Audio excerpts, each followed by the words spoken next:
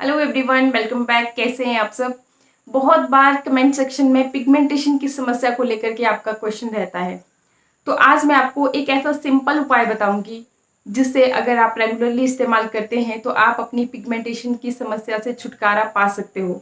After delivery मुझे भी, क्योंकि 2 बच्चे हैं मेरे, मुझे भी पिगमेंटेशन की समस्या हुई थी। हालांकि बहुत ज़्यादा नहीं थी, हल्की फुल्की ही हुई थी, लेकिन मैंने इसी रेमेडी का इस्तेमाल किया था। तो मैंने सोचा क्यों ना मैं आपके साथ भी शेयर करूं, अगर आपको भी इससे फ़ायदा मिले तो इससे अच्छा और क्या हो सकता है। तो एक बार ट्राई आप कर सकते हैं। एंड आपको मैं बात बताऊं, अगर ये जो रेमेडी है इसमें हम आलू का इस्तेमाल करने वाले हैं।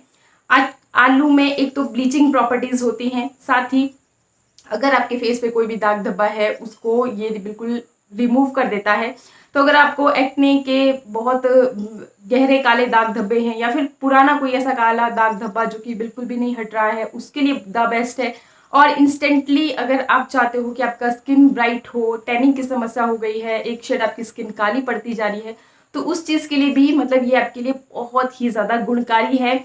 लेकिन यहाँ पर आपको ध्यान देना होगा कि अगर आपको आलू से कोई किसी भी तरह की समस्या नहीं होती है तभी आप इस रेमेडी का यूज़ कीजिएगा। अदरवाइज आपको इसे नहीं यूज़ करना है, क्योंकि स्किन टाइप आपको खुद को पता है कि आपकी स्किन पे क्या सूट करता है, क्या नहीं सूट करता है। पहले पैच टेस्ट कर सकते हैं आप, उसके बाद देख सकते हैं कि आपको ये सूट कर रही है।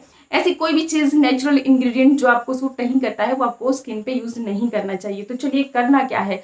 सबसे पहले तो हम एक आलू की क्रीम बना लेंगे, और मैं यहाँ पे आपको स्टेप बाय स्टेप फेशियल की तरह, जैसे हम अगर मार्केट में जाते हैं पार्लर में तो फेशियल करते हैं स्टेप बाय स्टेप, उस तरीके से हम यहाँ पे करने वाले हैं। आप रेगुलरली जब इसे करोगे, देखिए एक दिन छोड़ के आपको ये काम करना है। स्क्रब यहाँ पर आपका मिसिंग रहेगा। एक दिन छोड़ के जब आप करोगे, हफ्ते में सिर्फ 2 बार ही स्क्रब कर सकते हो, इससे ज्यादा आपको नहीं करना है। 2 बार भी तब अगर आप बहुत ज्यादा धूल मिट्टी प्रदूषण या फिर सनरेज में जाते हो तो ही आपको हफ्ते में 2 बार करना है, अदरवाइज हफ्ते में 1 बार ही स्क्रब करना चाहिए। तो सबसे पहले तो देख लेते हैं कि आलू की क्रीम को तैयार कैसे करना है। आलू की क्रीम बनाने के लिए हमें चाहिए एक मीडियम साइज़ का आलू, जिसे मैंने अच्छी तरह से छील लिया है, वॉश कर लिया है।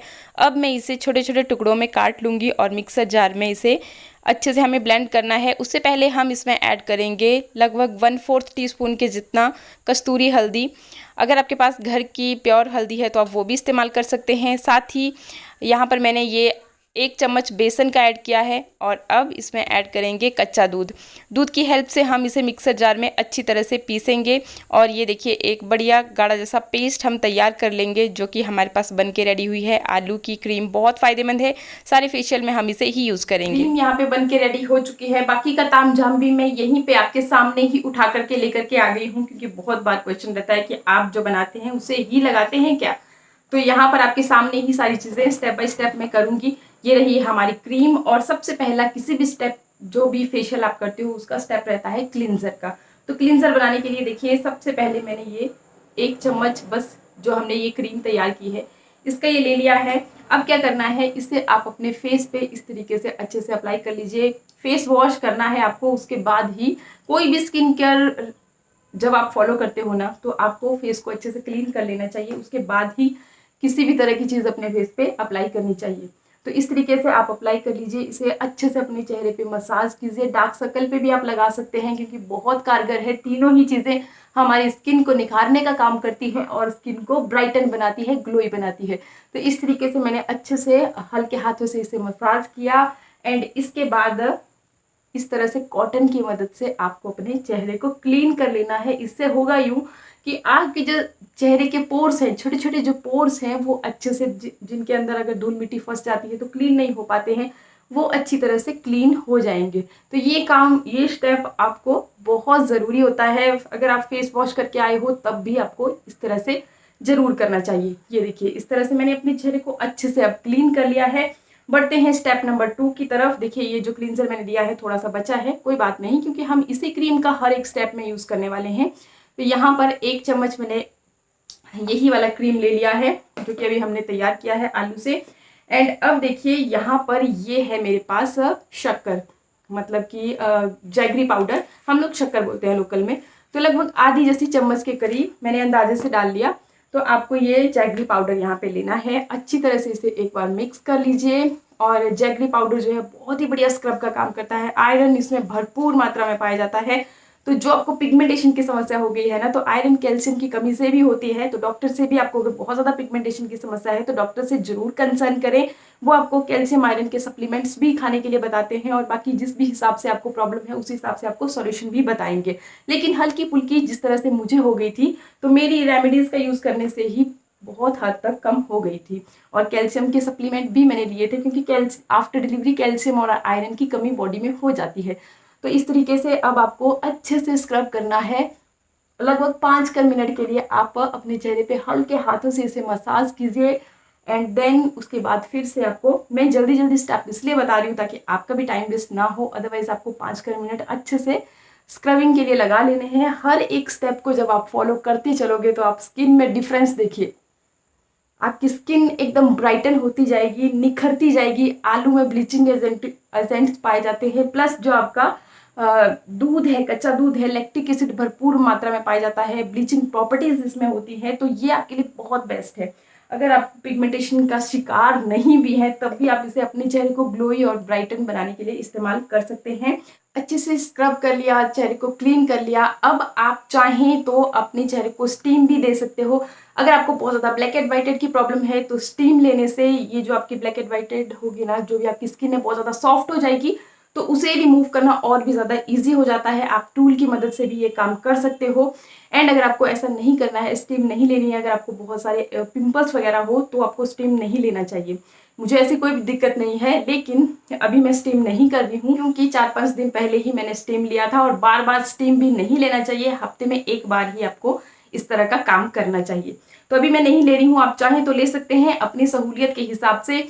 एंड इसके बाद जब भी आप स्टीम लोगे तो आपको मसाज करना है, अपने चेहरे पे क्रीम मसाज करना है। तो मैं यहाँ पे अगेन इसी का ही जो हमने ये क्रीम बनाई है, बहुत फायदेमंद क्रीम बनके हमारे पास रेडी हुई है। ओहो, तो इसी क्रीम का इस्तेमाल करने वाली हूँ। मैंने यहाँ पे ले लिया है आधा जैसा चम्मच, काफ़ी रहेगा। एंड अब देखिए इसमें आपको क्या ऐड करना है। आपको इसमें ऐड करना है शहद। लगभग आधी जैसी चम्मच के करीब आपको इसमें शहद ऐड करना है।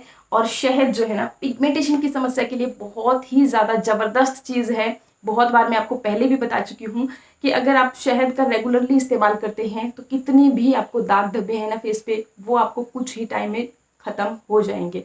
और ये एक नेचुरल मॉइस्चराइजर का भी काम करता है, एंटीऑक्सीडेंट से भरपूर होता है। तो अगर आपको एजिंग साइंस दिखना शुरू हो गए हैं, मान लीजिए अगर थोड़ी बहुत झुर्रियाँ पड़ना स्टार्ट हो गई है, आपकी स्किन ढीली ढाली है, तो उसको टाइट करने के लिए सबसे बेस्ट इंग्रेडिएंट है आपका शहद। तो इस तरीके से मैंने अच्छे से इसे मिक्स कर लिया और अब मैं इसे जैसे क्रीम को हम इस्तेमाल करते हैं वैसे ही इसको अपने चेहरे पे लगाएंगे और अच्छी तरह से इसे मसाज करेंगे। मसाज करने में बिल्कुल भी कंजूसियत नहीं करनी चाहिए क्योंकि मसाज करने से आपका स्किन जो है ना वो टाइट होती है। तो अच्छी तरह से 5-10 मिनट के लिए आप इस तरह से मसाज कीजिए। अगर आपको कोई स्टेप्स आते हैं तो आप स्टेप्स भी फॉलो कर सकते हैं, नहीं भी आते हैं तो भी दिक्कत वाली कोई बात नहीं है। बस इस तरह से हल्के हाथों से सर्कुलर मोशन में आप मसाज कीजिए जब तक कि ये जो क्रीम है आपके फेस में अच्छी तरह से अब्जॉर्ब ना हो जाए, आपकी स्किन में अच्छे से अब्जॉर्ब ना हो जाए। तो इस तरीके से आप इसे मसाज करेंगे। अभी आपको इसे रिमूव नहीं करना है। इसके बाद हम बनाएंगे फेस पैक। फेस पैक बनाने के लिए दोबारा से ये मैंने जो स्क्रब बनाया था उसी कटोरी में फेस पैक बना रही हूँ।